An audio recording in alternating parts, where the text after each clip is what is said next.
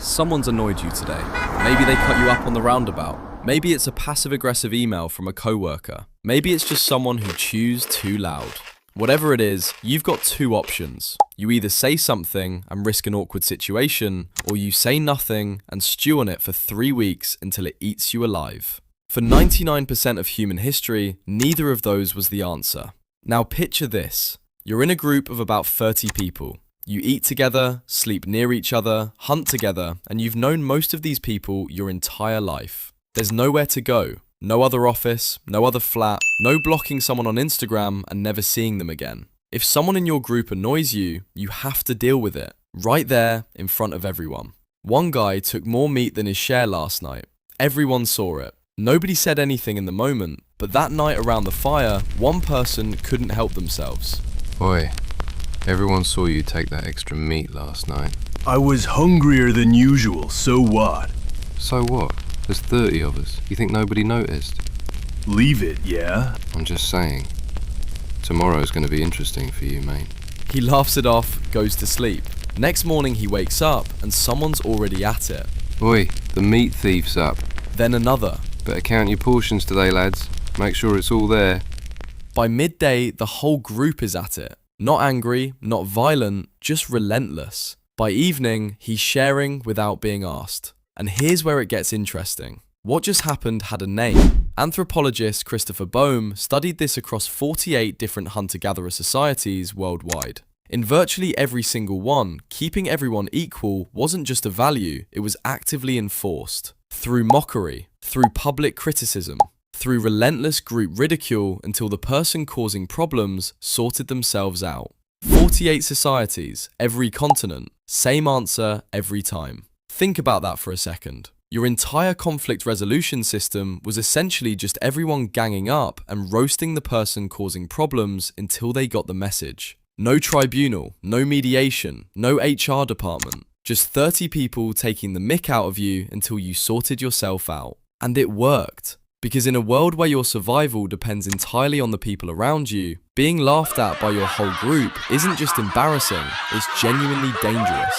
If people don't like you, they don't share food with you when you're hungry. They don't help you when you're hurt. Social rejection wasn't just awkward, it was a threat to your life. So you sorted yourself out pretty quickly. But what about bigger conflicts? What if two people genuinely couldn't stand each other and no amount of group roasting was fixing it? Picture it. Two people, same camp, same fire every night, getting on each other's nerves every single day. No escape, no separate departments, no commute home to decompress. Just each other, constantly, in a group of 30 people who can all see exactly what's going on. They had an option we don't really have anymore. One of them just left. Anthropologist Kim Hill studied the Arche people in Paraguay and found that band membership changed constantly. People move between groups multiple times throughout their lives, some as many as 10 to 15 times. It wasn't abandonment. It wasn't failure, it was just how conflict got resolved when everything else stopped working. No divorce lawyers, no awkward custody arrangement, no having to see them every day in the kitchen at work making tea wrong. Just gone, clean, done, next. Now compare that to your life. You've got a neighbour you can't stand. You've been stewing on it for 2 years. You've drafted 12 complaint letters and sent none of them. You see them every single day and do that tight-lipped smile thing. You've considered moving house, but you love the area, so you just keep stewing. They would have sorted it in a week. Either the group would have roasted one of you into changing your behaviour, or one of you would have just left. Clean, done, next. Here's another thing they had that we've completely lost. There was no leader with actual power. No chief who could punish you. No boss who could fire you, no authority figure you had to answer to.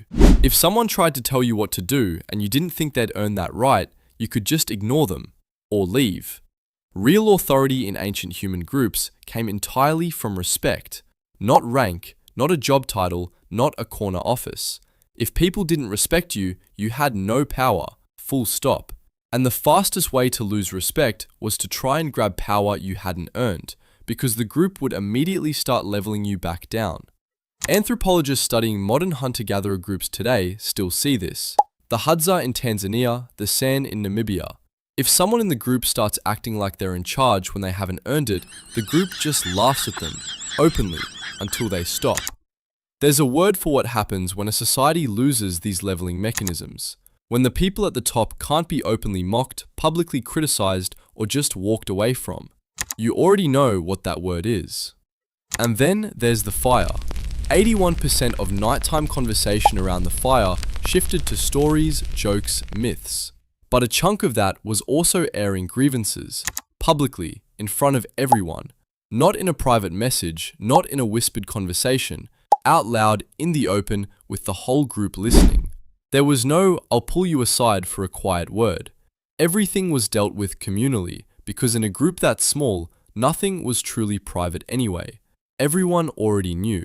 So you just talked about it, in the open, around the fire, and then it was done.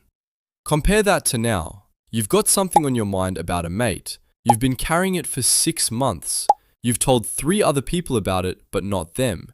You've rehearsed the conversation in the shower 40 times. You're waiting for the right moment that never comes. They'd have sorted it the same night, around the fire, in front of everyone. Slightly awkward for about 10 minutes, then done forever. So here's what ancient humans actually had that we don't. No option to avoid it. No privacy to stew in. No algorithm to retreat into. No passive-aggressive email to send and then obsess over whether they've read it. Just 30 people who all knew each other's business, a fire, and the collective willingness to take the mick out of anyone causing problems until they sorted themselves out. We replaced all of that with HR departments, restraining orders, conflict resolution workshops, and passive-aggressive notes left in the office kitchen about whose turn it is to wash up. And we're still absolutely terrible at it. Maybe the ancient humans were onto something. Maybe the answer to conflict was never a formal process, a strongly worded letter, or a carefully crafted text message you've read back 15 times before sending. Maybe it was just 30 people around a fire, laughing at the one person being an idiot until they stopped being an idiot. Works every time.